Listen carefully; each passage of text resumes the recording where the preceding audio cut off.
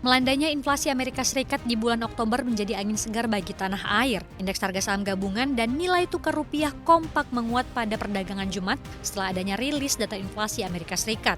Rupiah ditutup pada posisi 15.490 per dolar AS atau menguat 1,27%. Penguatan ini juga dialami IHSG yang ditutup kembali ke level psikologis 7.000.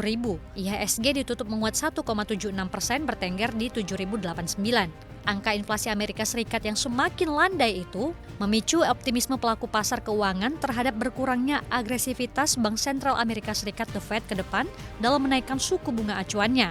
Hal ini pun membuat pelaku pasar lebih berani memburu aset-aset keuangan di pasar emerging market seperti Indonesia.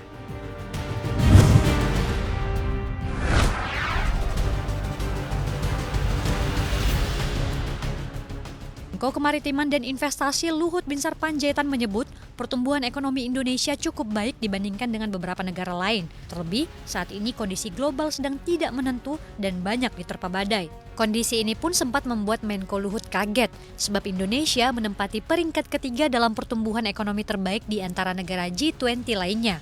Hal tersebut tercermin dari pertumbuhan ekonomi Indonesia yang berada di atas 5%. Adapun pada kuartal ketiga tahun 2022, tumbuhan ekonomi RI mampu mencapai 5,72%.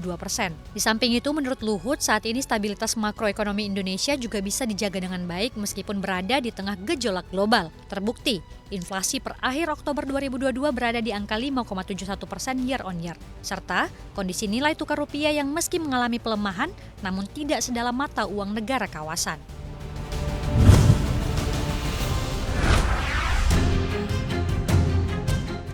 Menteri Investasi Kepala BKPM Bahlil Lahadalia menyebutkan, nilai ekspor nikel melalui hilirisasi sampai akhir tahun diprediksi menembus 27 hingga 30 miliar dolar Amerika Serikat atau sekitar 418 hingga 465 triliun rupiah. Dalam event B20, Bahlil menyatakan bahwa Indonesia saat ini fokus membangun hilirisasi nikel. Bahlil menambahkan, hilirisasi di tanah air terhitung sukses, lantaran sebelum ekspor nikel melalui hilirisasi berjalan, nilai ekspor biji nikel hanya mencapai 3 miliar dolar atau sekitar 46,5 triliun rupiah. Menteri Bahlil turut menyatakan bahwa hilirisasi nikel dengan larangan ekspor biji nikel mendapat penolakan dari berbagai negara. Namun, pelarangan itu menurut Bahlil sebagai upaya Indonesia menciptakan dekarbonisasi. Bahlil menegaskan, Indonesia akan melakukan hilirisasi boksit, timah, dan tembaga. Yang terdekat, ekspor boksit akan dilarang pada Juni 2023.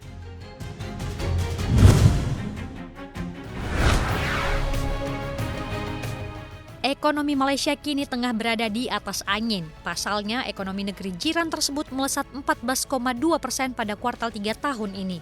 Level pertumbuhan ini jauh melampaui realisasi pada kuartal sebelumnya 8,9% secara tahunan. Tumbuhan ekonomi Malaysia pada kuartal 3 itu juga di atas ekspektasi para ekonom, yakni 11,7%. Gubernur Bank Negara Malaysia Nur Samsiah Muhammad Yunus mengatakan melesatnya pertumbuhan ekonomi tersebut didorong oleh meningkatnya permintaan domestik dan ekspor yang kuat.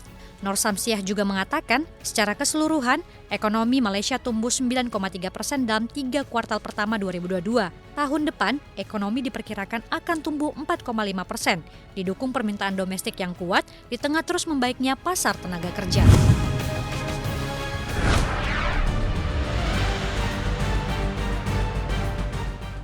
Kabar baik datang dari Amerika Serikat. Inflasi yang menjadi masalah sangat serius akhirnya mengalami penurunan tajam.